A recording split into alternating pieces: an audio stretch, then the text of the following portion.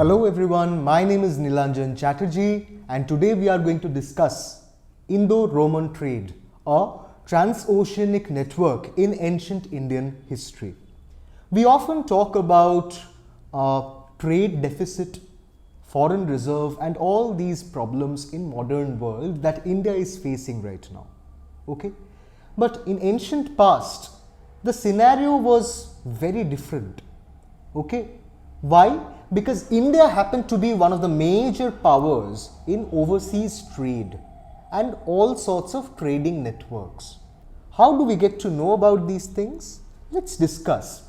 But before that, let me tell you one thing. There are multiple ancient documents that suggest India had a prolonged trading network with the foreign civilizations, with the other civilizations. For example, the Roman civilization, okay, the Greco-Roman civilization, some parts of Mesopotamia, etc.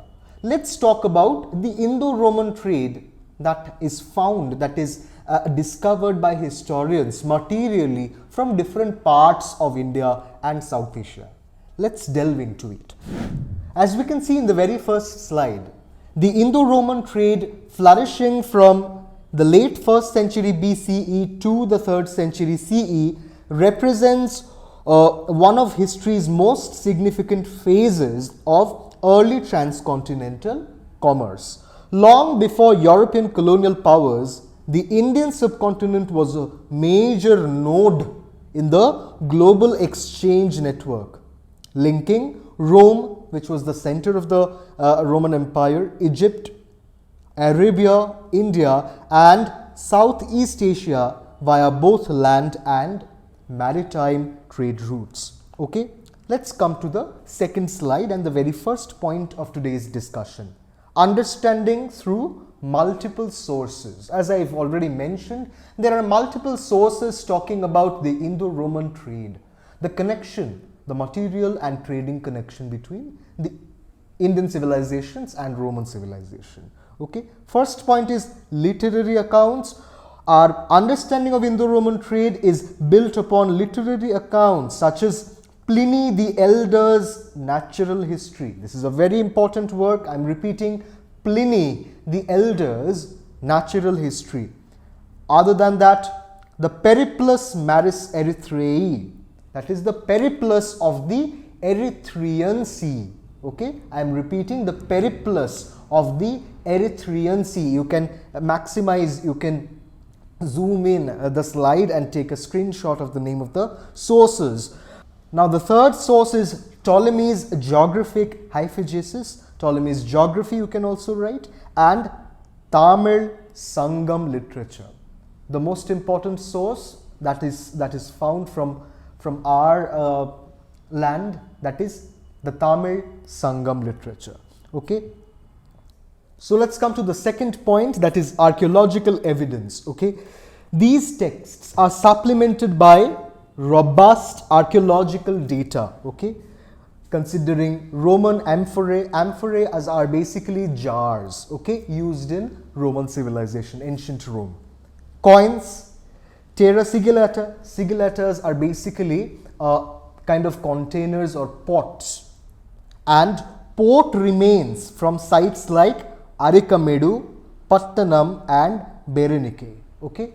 Now let's come to the third point, that is the modern scholarship. Modern scholars such as Romila Thapar, Ranabir Chakraborty, Dick Whittaker, Rajan Gorukkal, etc. Offer nuanced views that challenge Eurocentric or oversimplified models of this historical phenomenon, that is Indo-Roman trade. Okay, let's come to the next point, that is political landscape, India's fragmented unity. The very first sub point is the mosaic of regional powers. This is a very important point. Mosaic of regional powers. Unlike Rome's centralized empire, we all know that Roman civilization had a centralized empire. Okay, India comprised of mosaic of regional powers. India had multiple dynasties and different kingdoms. This political fragmentation did not hinder trade. we can't say that because of this decentralized nature of Indian civilization, there was no trade with the Roman civilization. Okay. Yes, there were trading connections between different Indian territories, different Indian monarchies with the Roman civilization and the Roman Empire. It catalyzed it. The autonomy of port-based polities,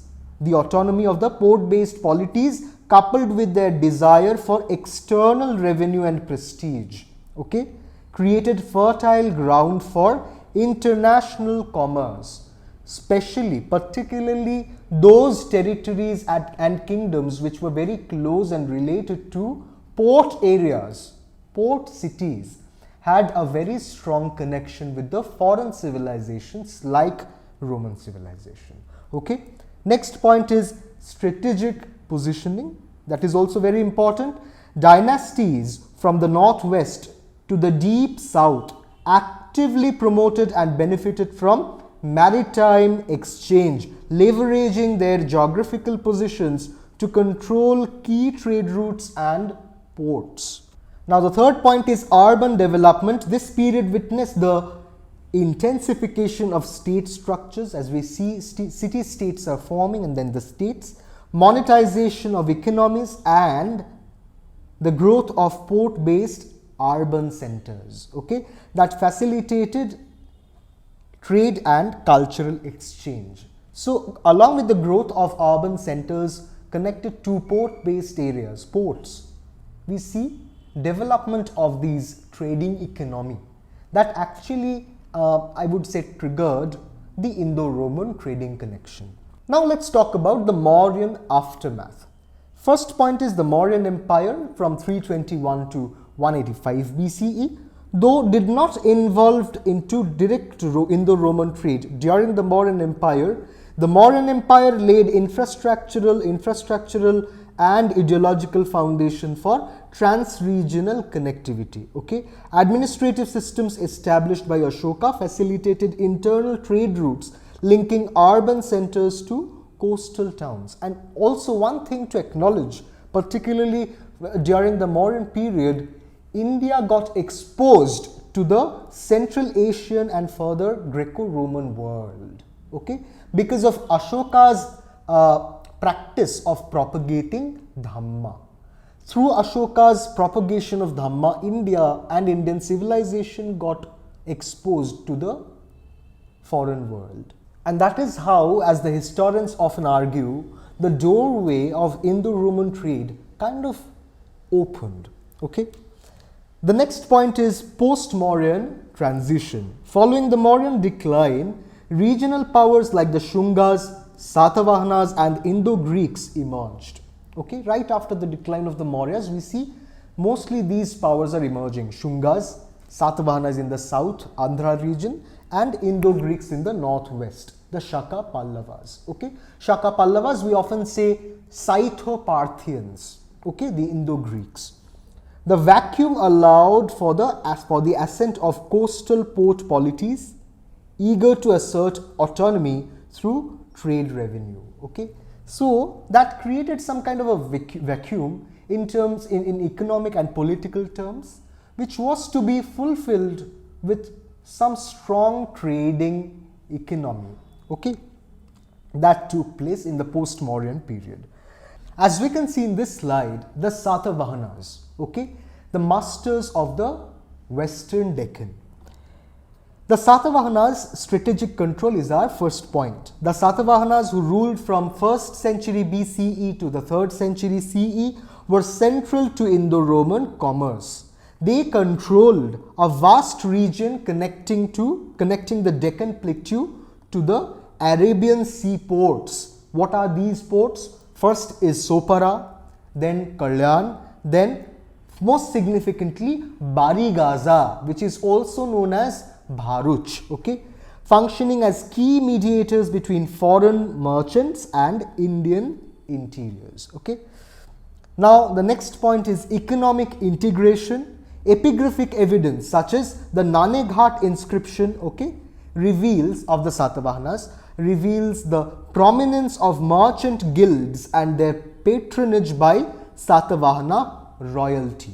The Satavahana rulers were patrons of different merchant guilds that we get to know from the Naneghat inscription. Their coins appear alongside Roman denarii. This is also very important. The Satavahana coins are also found along with the Roman denarii in hoards found in Maharashtra and Andhra, confirming simultaneous circulation. Okay, that means some kind of circulation of Roman gold coins called denarii was there in the Satavahana territory. You can say because of the patronage of the Satavahana rulers, because they were very much enthusiastic about the maritime trade and commerce. You can say that is one of the reasons. But let's explore some other reasons, other features, factors. Dual economic vision. That is the next point. Okay, the Satavahanas maintained a dual interest in agrarian revenue as well as external trade, a synthesis that characterized their economic vision and allowed them to prosper from both land-based and maritime commerce. Okay, now our next point is Tamilakam, the southern maritime powers. Okay, the first point is Chera kingdom.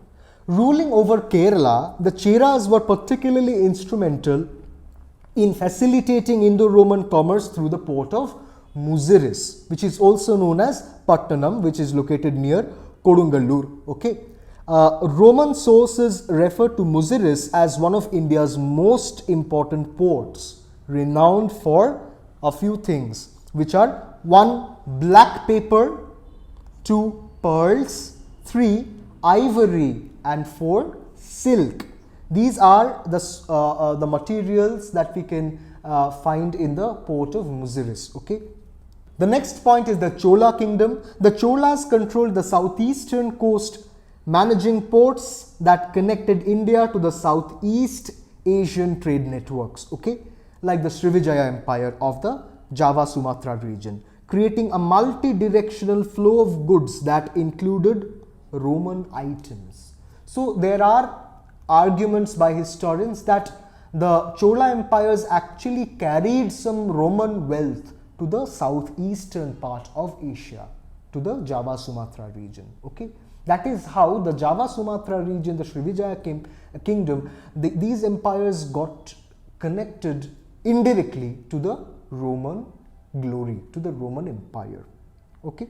Third point is Pandya kingdom. The Pandyas dominated southernmost regions, famous for pearl fishing in the Gulf of Mannar. Okay, these pearls were highly prized luxury items in Rome.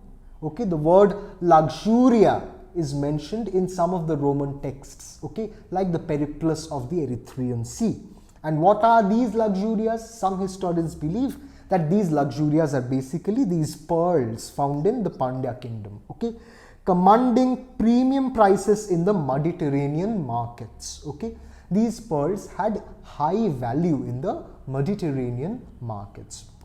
Now the fourth is Sangam literature. Tamil Sangam literature vividly describes Yavana. This word is very important, as Yavana, that means people coming from the outer world, people coming from the external world, probably the Greco-Roman people. Okay, Yavana ships docking at Tamil ports. Okay, the presence of foreign merchants in royal courts and the use of Roman gold coins in transactions. Not poetic fantasies, but grounded reflections of a society embedded in transoceanic networks. We can't take Tamil Sangama literature for granted, as it has deeply embedded historical facts. Okay. Next point is northern powers, the Kushanas and the Kshatrapas. The Kshatrapas were basically one of the wings of the Shakas, the Indo-Greeks or the Indo-Scythians. The Kushana Empire. Let's talk about the Kushanas first. While often associated with the Silk Road trade, the Kushana Empire in the northwest India and Central Asia played a notable role in the Indo-Roman maritime trade. Okay, under emperors like Kanishka the First, under the emperors like the Kanishka the First, they connected Mathura, Takshila and Peshawar to trade routes extending toward Bactria, Persia and Rome. These were the three major trade routes, okay, enabled and got exposed during the Kushana period. Bactria, Persia and Rome. Okay. Roman gold coins from the reigns of Augustus, Nero, Trajan found in the northwest were often used as bullion, okay, or reminted with local markings. Okay, we often find these gold coins issued and used by the Kushana emperors, which are thought to be reminted by the Kushana kings. Okay, the Rabatak inscription, this is also a very important inscription from which we get to know about the Kushanas. The Rabatak inscription refers to the patronage of Buddhism and urban centers under Kanishka, demonstrating how trade routes and religious diffusions operated simultaneously. Okay, now let's talk about the Western Kshatrapas. The Kshatrapas, as we've already mentioned, the Western Kshatrapas from 1st to 4th century CE were basically successors of the Shakas, okay, who were also known as Indo-Scythians. Held sway over Gujarat, including key ports like Barigaza, I've already mentioned about Barigaza, and identified by the Periplus as bustling centers of Roman trade. Barigaza is identified by different Roman inscriptions as a bustling center of the Indo-Roman trade. Rulers such as Nahapana minted bilingual coins in Greek and Brahmi. Bilingual coins in Greek and Brahmi indicating a hybrid culture shaped by prolonged engagement with Mediterranean merchants. Okay, so we can call it a Roman influence, a Hellenic influence on India, on Indian rulerships, on Indian dynasties, as we can see in the Kshatrapas and the Shahataras, but it can also be interpreted in some other directions. We can claim that these Indian powers were actually known to the Western world of Rome, okay, and they had some kind of a close trading connection through the Mediterranean line. Okay, inscriptions found at Nasik mentioned the donation of caves to Buddhist monks by merchants and royal officers, hinting at entwining of commerce, religion and polity. The Kshatrapas ensured the security of trade routes and levied taxes, benefiting substantially from the exchange. Okay, now let's come to the next point, that is maritime infrastructure, the backbone of Indo-Roman trade. First is monsoon navigation, the very first point. Discovery of predictable wind patterns revolutionized ancient Indian trade.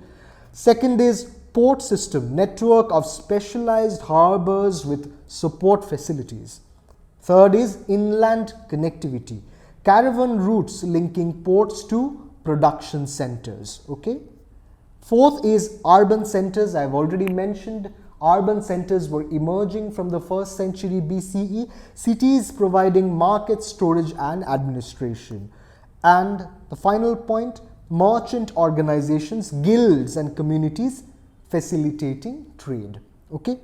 So from Alexandria, which is located in Egypt, the commodities will travel to Coptos, okay, through river transportation through the Nile River, right.